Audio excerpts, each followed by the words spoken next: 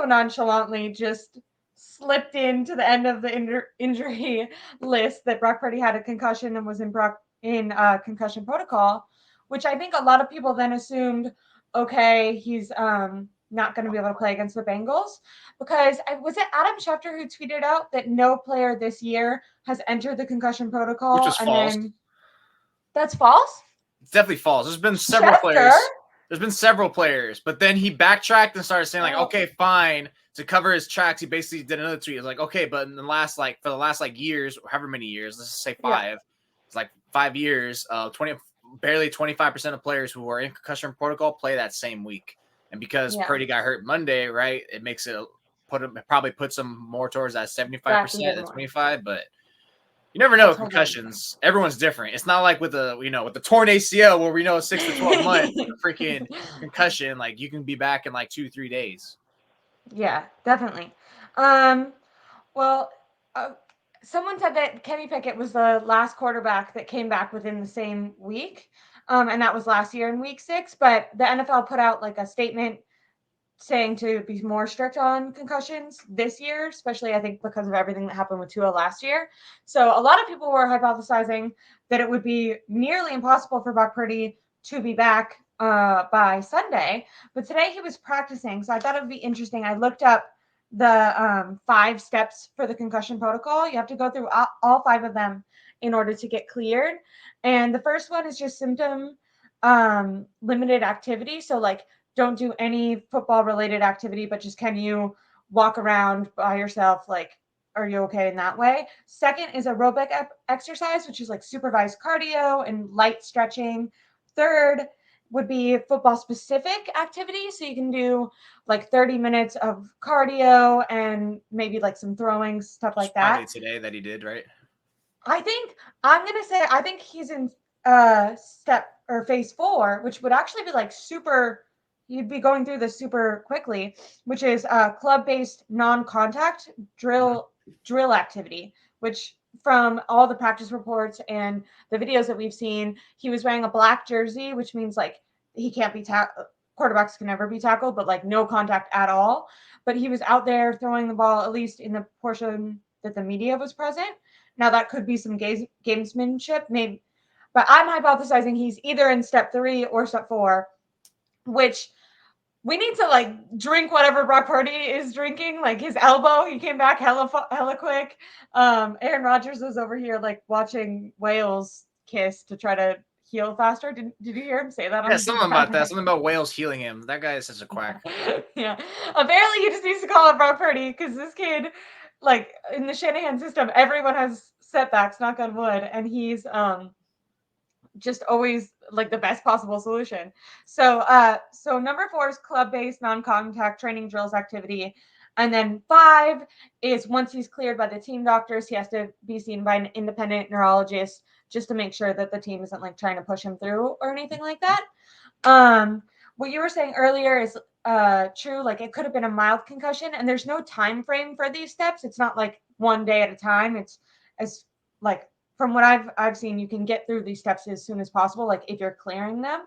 So if it was something that maybe affected him for a couple minutes, maybe he felt a little woozy on the plane or couldn't remember parts of the game, he would have had to report, but he could technically be feeling 100% better now. We obviously aren't his body and don't know.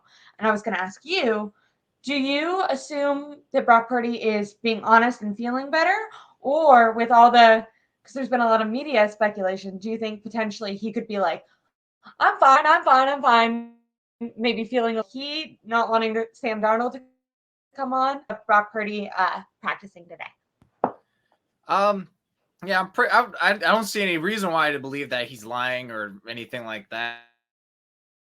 I'm being genuine and everything.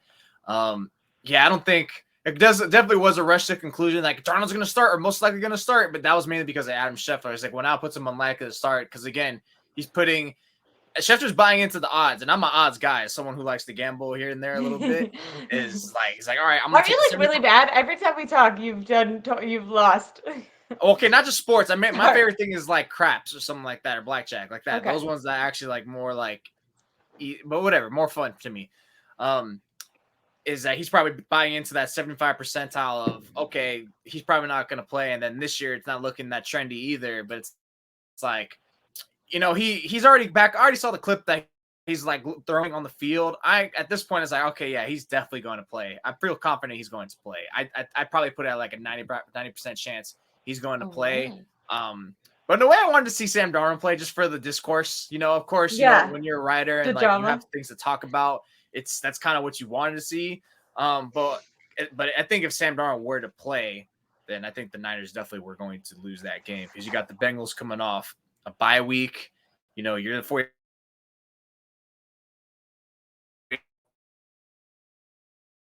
49ers.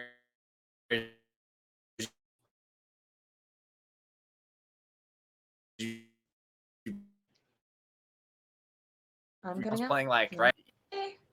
Hi there. Now we're back. Are you all good? Mm-hmm. Was it my fault? I don't know. I'm pretty sure it's your fault. My internet's impeccable. I was excited when I first did my little starting my stream. I did a speed internet check, and I was like on the phone with Chris Roscoe from Twitter, and he was like telling me if it was good or not, and he was like, "Oh, that's really good," and I was like, "Hell yeah!" Look at me, my internet felt so cool. I don't even know what your internet package is at your house, do you? I have no idea what it is. I just like pay a bill monthly. Oh, it's some shit. I just Venmo my roommate like $45. Here you go. Take care of it. Which I feel like is expensive for internet. If there's like 3 of us. Yeah, they're taxing. You were saying Brock Purdy. You're excited. You wanted some discourse. Yeah, some discourse is Darnold to play. I don't think he's gonna play. If he had played, though, it would have probably been a Niners loss to the Bengals. And even with Purdy, I think it's going to be a little tough. I know the Bengals aren't looking as great this year, but again, you coming off that bye week. When's the last time the 49ers played a team off a bye week? The Browns. And people wonder why they were so locked into that game versus the Colts this past week. And it's like, yeah, it's kind of the same thing how I talked about with you last week. It's like, hey, when you're the 49ers, you're watching getting hyped for the Cowboys. It's not the same as getting hyped for the Browns. When you're the Browns getting hyped for the 49ers off a bye, like you're pretty much slaying the beast versus the Colts. Come on, that's not the same. This is real. Yeah. Like, it's like I'm excited for this. I'm excited for this for Saturday and not Friday. Whatever the analogy you want that works for you. So, yeah, Purdy after that video, I think he's gonna play, and I'm not too worried about it. I would put it. I want to say like 70% because I think there could still be like gamesmanship going on because the media doesn't stay for the whole time, right? No, they're there for like 15 minutes. Yeah, so like what if they're just like letting Brock Purdy do like the basic intro 1,000% they're doing that. We saw it last week, remember? Yeah, they dropped all the injury news. Like I think I said that was gonna happen. I was like, watch, if even it is hurt, they're not gonna say anything until like later. Yeah, that's what they do. So I feel like they could be doing that. I feel like get them, let the Bengals prepare for Brock Purdy. And I know that you think it could be a loss, but I think Kyle Shanahan is a determined guy, and as someone who likes to, set her sights on things and make it happen, if he wants Sam Darnold to look good, I feel like this is where we're going to see, like, I thought last week he was going to come out and prove everyone wrong and be like, hey, I can do it without all these players. Now, Trent Williams wasn't practicing today, which is, could throw a wrench into everything because Kyle Shanahan can scheme up as great as possible. But if Sam Darnold has pressure in his face, he has a tendency to. Well, I don't know. That left side last week was not an issue at all. They were fine with Jalen Moore last week. It was Colton McKivitz who looked poo-poo. Like, he was the worst one there. Yeah. And Burford's been struggling this year. Hardcore. Well, that right side was always going to be a question mark, right? So at least it's not his blind side. That's why it's like Kittle's getting used for like chips and then he goes out for like underneath stuff. Kittle needs to be used more. But really quick, back to Brock Purdy. I was listening to Fred Warner's podcast that he does with his wife, who is so pretty and cool, by the way. Follow her on TikTok. Someone commented and they were like, you sound just like her. And I was like, I've never been more complimented. Although I think they were trying to mean it as an insult because she definitely has like some like SoCal vocal fry, which I actually don't think I have, but she's really pretty. So I was like, whatever. I don't know.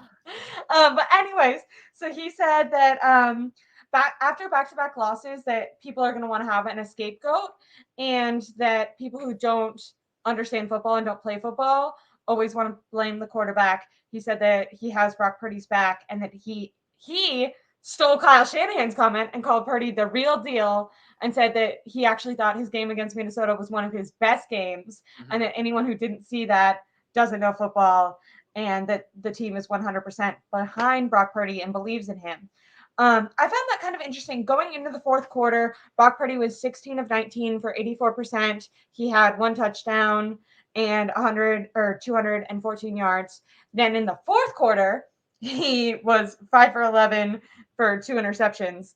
So definitely a nosedive in the most important moments. But what do you think about Fred Warner sticking up for his quarterback? Is that just normal teamsmanship? Is that a word? Yeah, it's a word, pretty much. Yeah. What do you think of those comments from Fred Warner? Yeah, I didn't look at that game and thought Brock Purdy was the issue. Whoa, what the hell is going on? Can you hear that? Yeah. Is there like a shower behind you? No, there's someone who wants to start vacuuming. Is it that big of a deal right now? No. Can you actually? No, be honest. Can you actually hear it? No, I promise. Oh, okay. Cool. I could hear it for like 1 second, but I can't hear it now. Oh, wow. Okay, cool. That's good to know. I do see the hole in your wall. Well, not that. That's more of the issue. It's the freaking Okay, there we go. Now the noise is back down. Gotta tell roommates here to shut up. Anyways, in terms of him saying that, look, I didn't look at that game and thought Purdy was the issue. And plus, at that, when you know stats, how many was that? Probably when he was concussed, when he was throwing a lot of stuff. So that's something you can take into account for. It depends on. Okay, I have a question for you because everyone's pointing to the. What is it? Tush push, the little. Yeah, when he got speared in the head, like Edge from WWE. Yes. But okay, well, I don't follow that, so I don't know what that means. But I imagine that means brutal hit because it looked very brutal. Yeah, it was brutal. But okay, they don't actually know when it happened. And if you listen to when Kyle Shanahan said that it could have happened like that, the media member like completely prompted Kyle Shanahan. Like Shanahan was like, "We don't know," and then the guy like followed up and was like, "Oh, could it have been on this?" And he was like, "Yeah, like maybe." Like it wasn't like he was like, "This is definitely the play." Like he did not feel symptoms. Right. Yeah. It's just more likely because he got hammered like right there, and it's like, all right, what are the odds he actually got hurt elsewhere? And the thing is about concussions too, it's like you could feel effects the next day, and you could have been fine that moment and feel the effects the next day. That's why it happened so late. So that's why I was like, was the concussion really that issue? Because I remember when the one time I got concussed, I felt that stuff immediately, and I was like feeling like death the next 3 days. But I do know people who were like, yeah, I took a hit. And the next morning, I was like, holy crap. Like they were throwing up, the dark, all these lights were hurting his eyes, stuff like that. So who knows if that was the case? Like me, I'll probably play credence to that in terms of like, because I did see a stat that he was, after that hit specifically that you talked about, he was 2 for 6. And that's when he threw his 2 picks.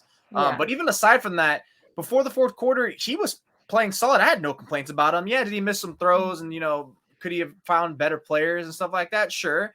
But that's kind of been his case, like, even when he's doing good.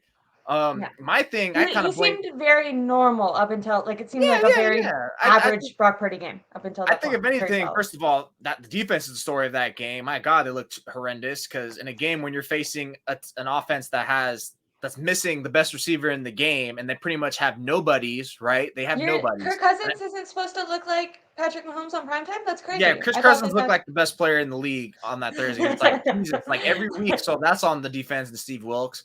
And that Kyle Shanahan, like deep in his little black heart, he was like a little proud. Like he was like Matt. He was like, I hate Wilkes. And he's like, I gotta trade for this guy. Blah. But then like deep down, he was like, there you go. There you go. I don't know how boys do it, but they're like, this was up. This was up, guys. But no, I would say I'd blame. I'd put more blame on Kyle Shanahan in that game, especially after looking it back. I'm like, Brock really didn't play that bad, but why is Kyle so? And it's funny how you mentioned the word Kyle this week going to Cincinnati being determined, and I'm thinking like, yeah, he's so determined that he becomes stubborn, and it's like his identity, the same way that Wilkes, his identity